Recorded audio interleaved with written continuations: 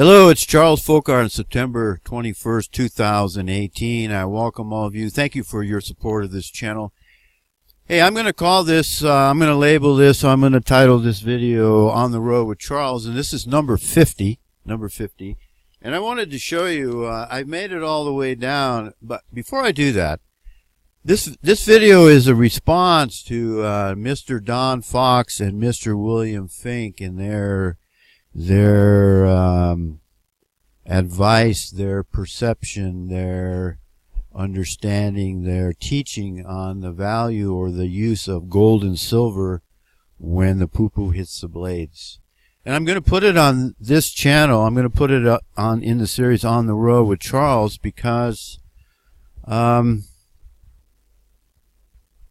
of us who are on the road are in a more vulnerable situation than those who have a place where they can put away food and they can have a garden and et cetera, and they can be around other people. So that's why I put it here On the Road with Charles Fockaert.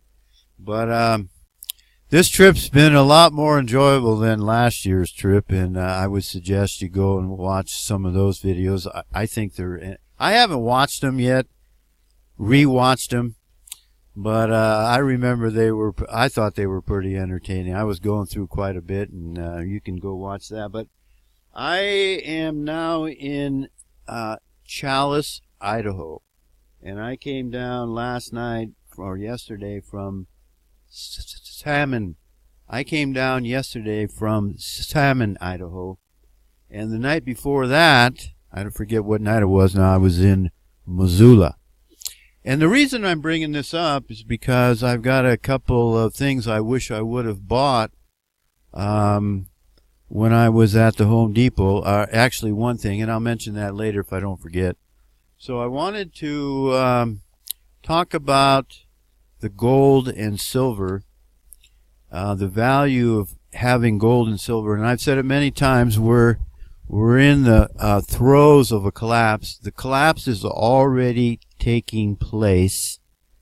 Just because it hasn't hit the United States full force yet doesn't mean we're not in the collapse.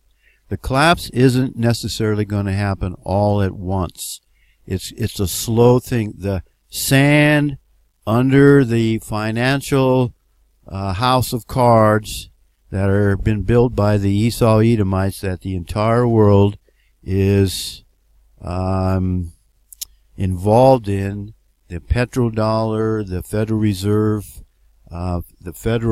Reserve fiat currency, it's collapsing as I make this video. So don't think it's coming in the future, folks. It's already here. Watch what's going on in Venezuela, Argentina, Italy. What happened in Greece a few years ago hasn't been fixed. The United States fiat currency, the Federal Reserve note, put the triple parentheses around the Federal Reserve note, is going to go to its true value. And what's its true value? Its true value is zero. And I heard a guy the other day, I was listening to something, and he says, you know,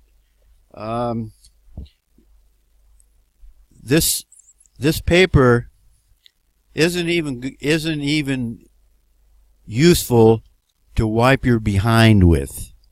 It's the wrong kind of paper, folks. That's how worthless this currency is going to end up.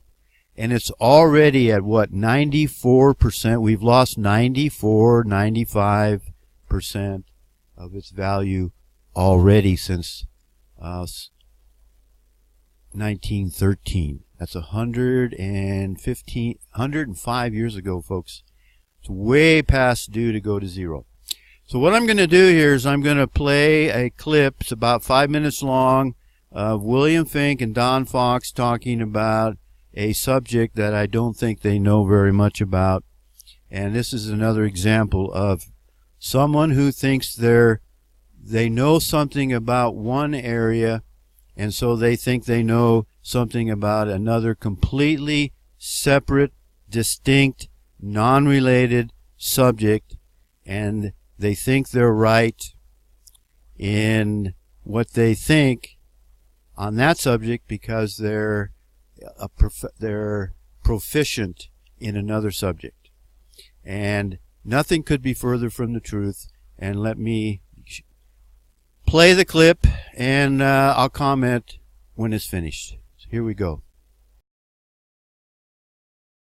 We're trying to reach a few new people, and we seem to be succeeding in that. The first show has been posted, and people, I'm getting a pretty positive response from it. So, well, right, and I don't expect people to just agree with everything I say. It takes years of study, and I know I'm not perfect, but you know, I know that the general outline and the major sketch of what I say about the Revelation and the Hebrew prophets, it's true, and the proof is in the pudding. Well, and the point that I'm going to try to make, especially in this next show, is now the proof is really all around us. The reason I got here was because, you know, as I've said before, the picture that kind of unfolds as you start to study the Bible at this level, it's all around you.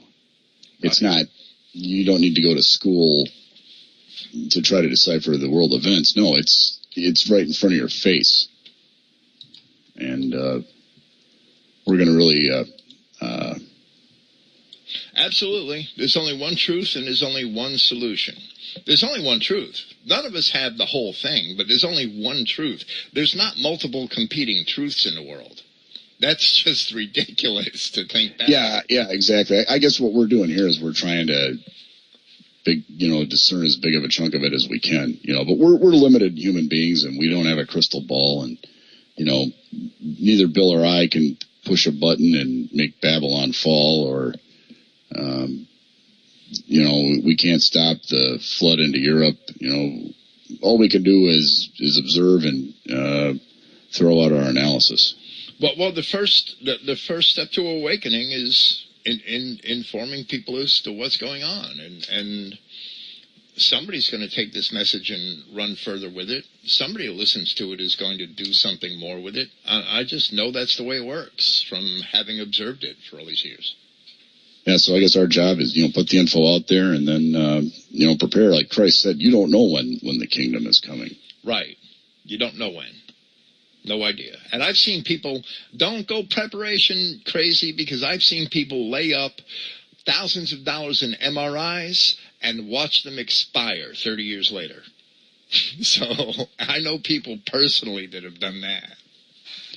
Yeah, we're not saying push the panic button and get storable food and then hunker down in the bunker. Right. There may be a time for that, but I don't think we're there yet. I think it's a ways off, but not. I don't think it's that far off.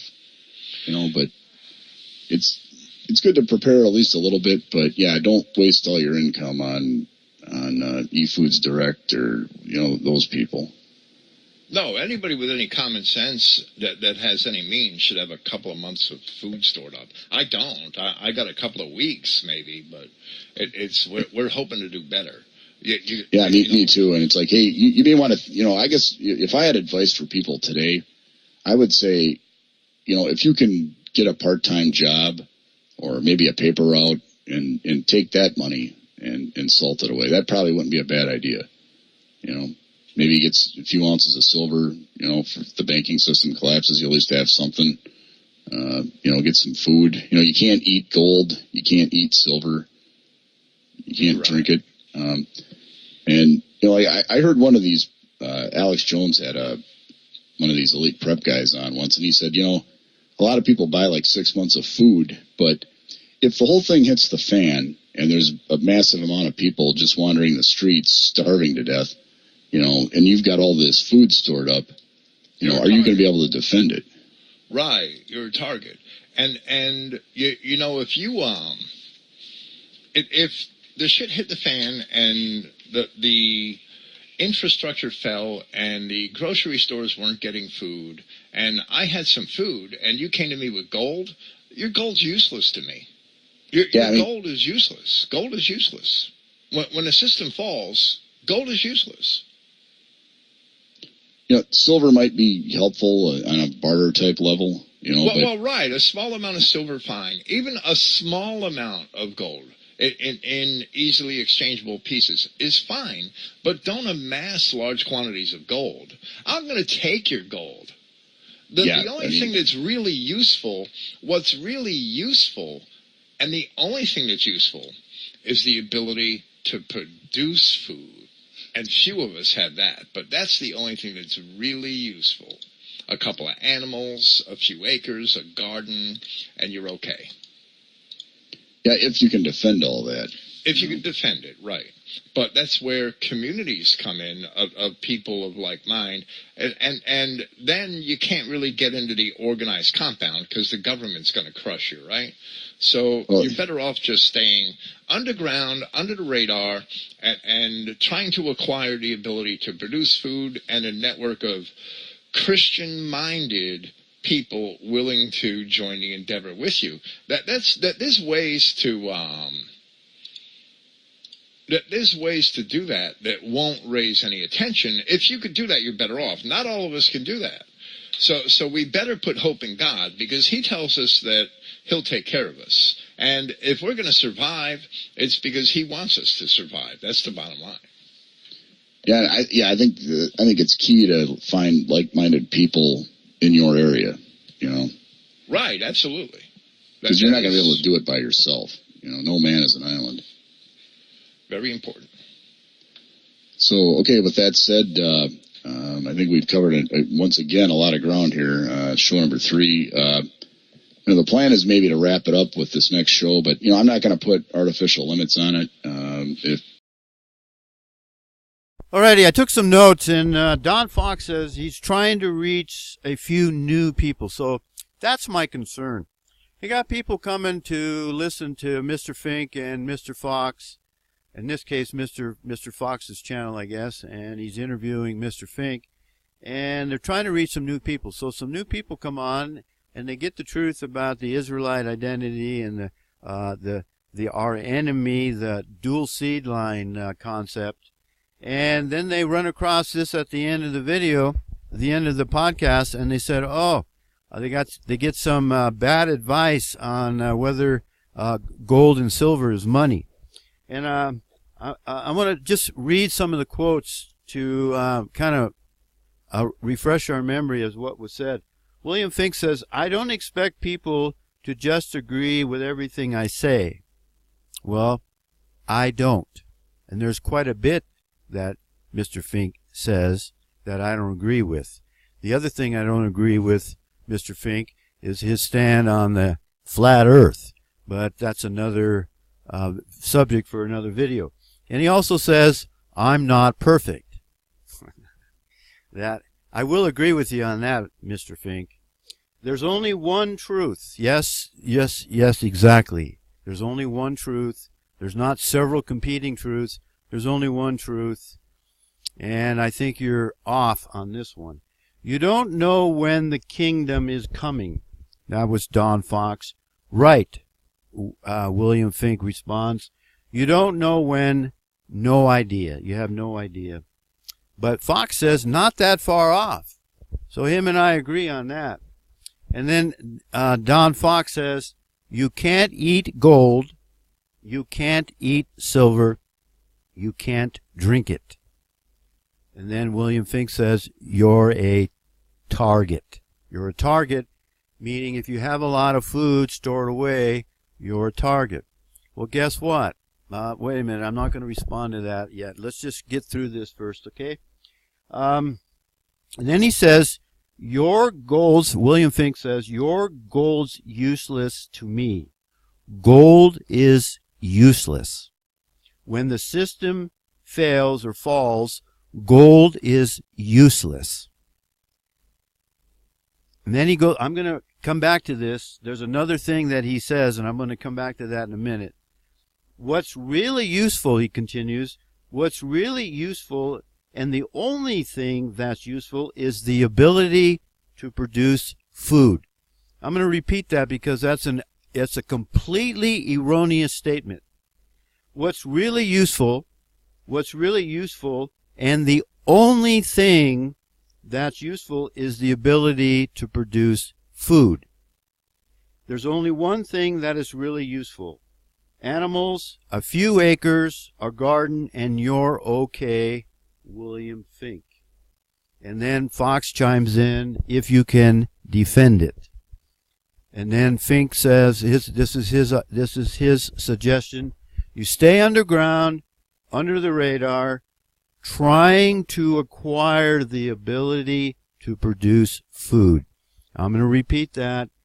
William Fink says you should try to acquire the ability to produce food. All righty. So let's start and go back. How he says what's really useful, and the only thing that's useful is the ability to produce food. Well, how do you produce food? Well, in order to produce food, you need seeds. That's pretty basic, right? And you need soil, and you need a place to plant. And let's say you want to do it hydroponically. So hydroponically, and I've got videos out there where I've actually grown food hydroponically, lettuce, tomatoes, kale, spinach, etc. You need materials to grow food, whether in the soil or hydroponically.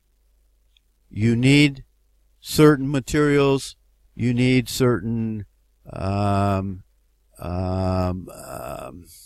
elements in order to grow food. So if you watch the video I produced on the denarius and what's going on in Venezuela, this is a coin, a Greek coin dated from 369 to 146 BC. Then I mentioned that the day's wages for a working unskilled worker at the time of Christ was 1/10 of an ounce of silver. And I said that silver is the most undervalued asset in history. It's selling now for what, $14, $15 an ounce, when it should be, if it was correlated or if it was corresponding to the value of it back 2,000 years ago, the price should be between $1,000 an ounce and $1,500 of these. Okay, so poo-poo hits the blades, and we don't know when it's coming. And like I said, it's already here. What's going to happen, I believe, in the United States, it's going to happen over a weekend. You're going to wake up on, go home on Friday, and everything's going to be fine. And over the weekend, the poop is going to hit the blades. The entire financial system is going to collapse in the United States, and banking holiday on Monday, giving them a chance to figure out what they're going to do, just like they did in 2008. And then these are going to be devalued, just like they did in Venezuela. There was a 95% devaluation of their currency overnight. Overnight, folks. So your pension, your Social Security, blah, blah, blah, all that stuff, 401k plans, all worth a lot less than they were the previous week. Okay, you with me on that? This is happening already in Venezuela. It's happened in Argentina. It happened in the Weimar Republic in Germany. Folks, all fiat currencies go to their true value.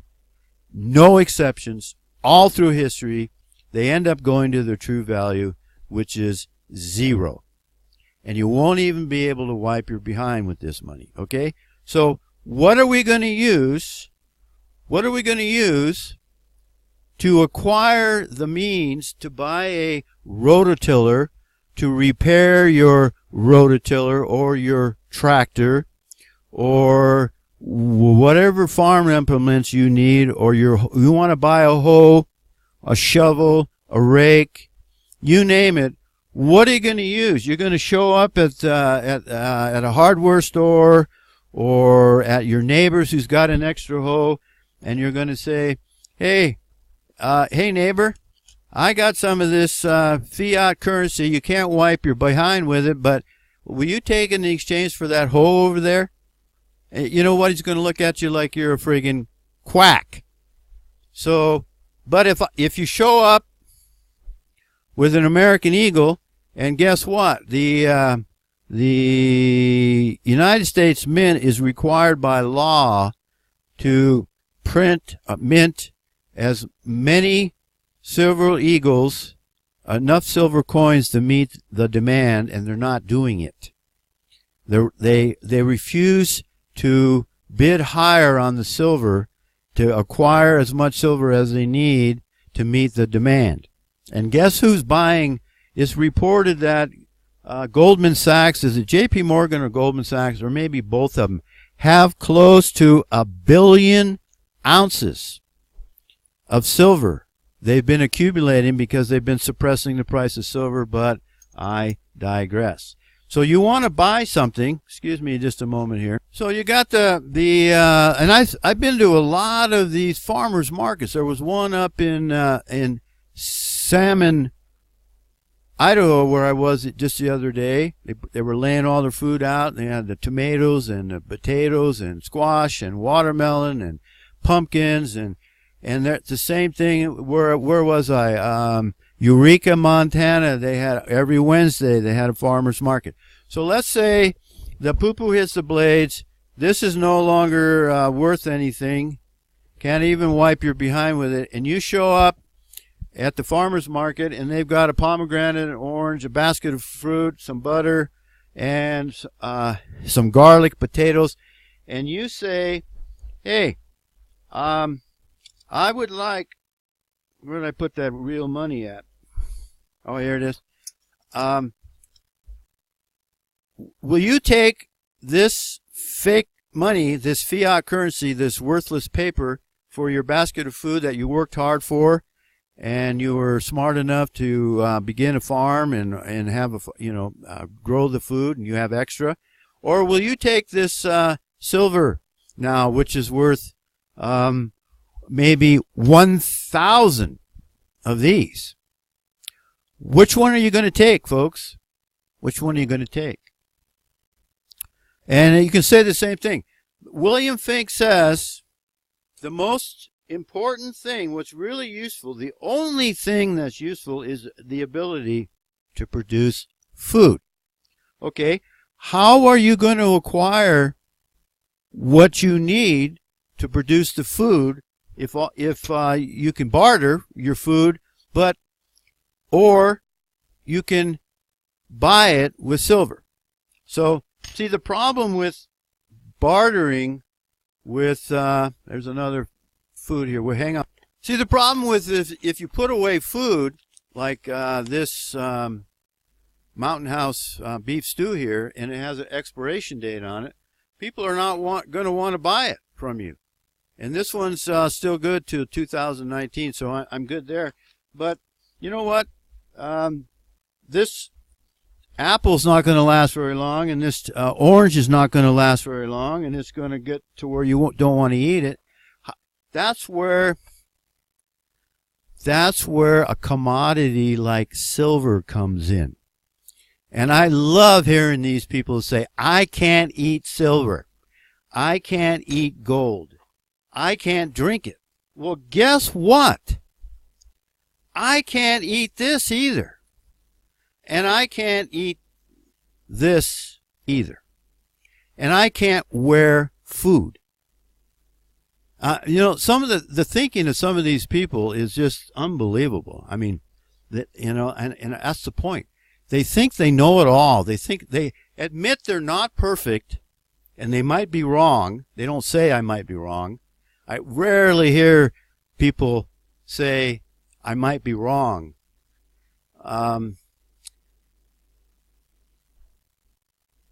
But gold and silver have been money for over 5,000-6,000 years, folks.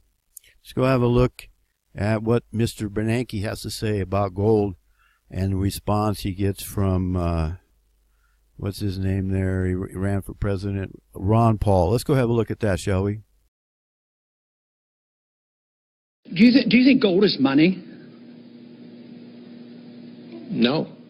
It's not money. Even if it had been money for 6,000 years, somebody reversed that and eliminated that economic law.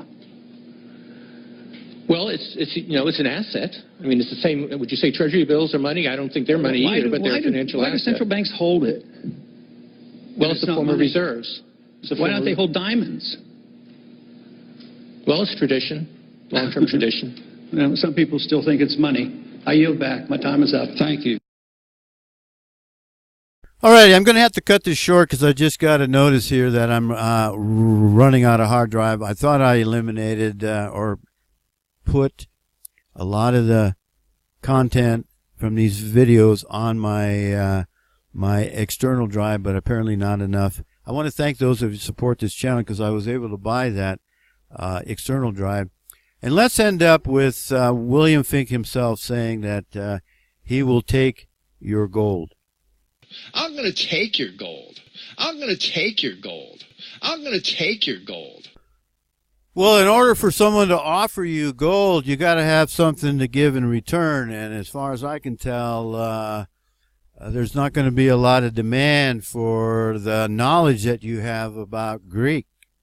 So I think skills like mechanic and carpentry and repair work and electrical, how to get things done, those are the people that are going to be in demand in this when we have our reset to reality. And as far as I can tell, Mr. Fink is not going to have any gold. He's already admitted he's only got 2 weeks of food. He's not going to have any silver or gold, apparently. Maybe he's going to change his mind after he watches this video. Let's hope so, huh, folks? That's what the body of Christ is all about. See, a lot of these pastor teachers, they don't understand the fact that everybody's important. They're not more important. The heart is not more important than the liver. And the kidney's not more important than the lungs. And just because you got a brain doesn't mean you're the most important part of the body. All right? Anyway, it's the body of Christ, and we all work together, and we all have skills and knowledge that work together as a team. And I pray to Yahweh that more people would understand that this is how it works, folks. The community works because a lot of people have different skills. And if you can't bring a skill to the table where I'm willing to offer you my real money, silver and gold, you might be going hungry unless other people are willing to give to you of their surplus. And may the grace of God, our Father Yahweh, the God of Abraham, Isaac, and Jacob, the Israelites, the Western Europeans, the Caucasian race, may His grace be upon us all, for as you can see, we most certainly need it. See ya.